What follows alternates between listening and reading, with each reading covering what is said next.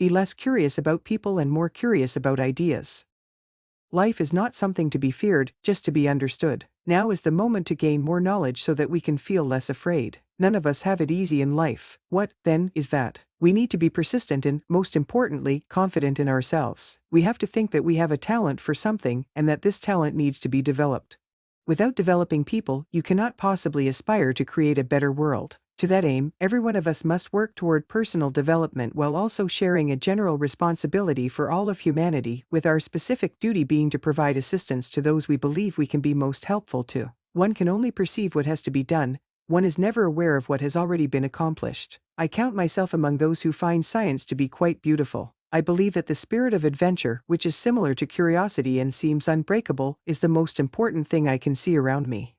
Since science is fundamentally an international endeavor, it has only been given national characteristics due to a lack of historical context. Except for the outfit I wear every day, I have none. If you're going to be so nice as to give me one, make sure it's functional and black so I can put it on later to go to the lab. I am among those who agree with Nobel that fresh discoveries will benefit humanity more than harm it.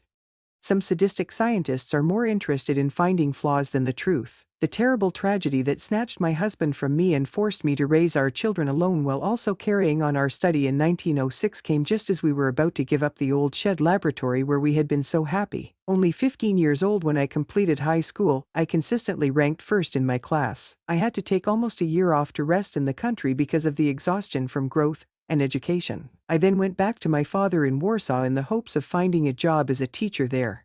In 1894, Pierre Curie wrote me letters that I thought were beautiful in form. Because he was used to using short sentences, none of them were particularly long, but they were all written in a sincere manner and with a clear desire to let the person he wanted to be his partner get to know him for who he really was. My research demonstrated that it is possible to measure uranium compounds' radiation precisely under specific circumstances and that this radiation is an atomic characteristic of the uranium element.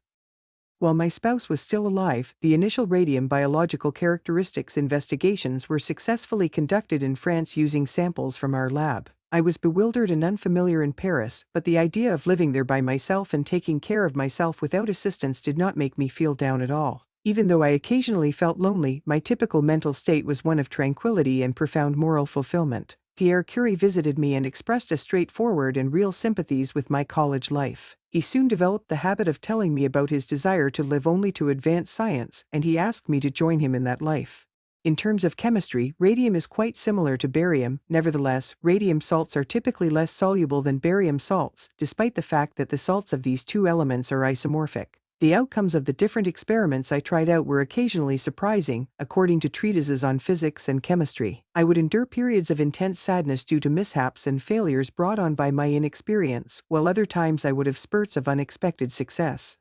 My academics, which were challenging in the beginning especially, consumed all of my thoughts. In actuality, I lacked the necessary preparation to follow the Sorbonne's physical science course since, despite my best efforts, I had not been able to get in Poland a level of preparation equal to that of the French students enrolled in the same course. I occasionally had to spend an entire day stirring a boiling mess with a huge iron rod that was almost as big as I was. At the end of the day, I would be utterly exhausted. In contrast, on other days, the work would consist of the tiniest, most delicate fractional crystallization in an effort to concentrate the radium.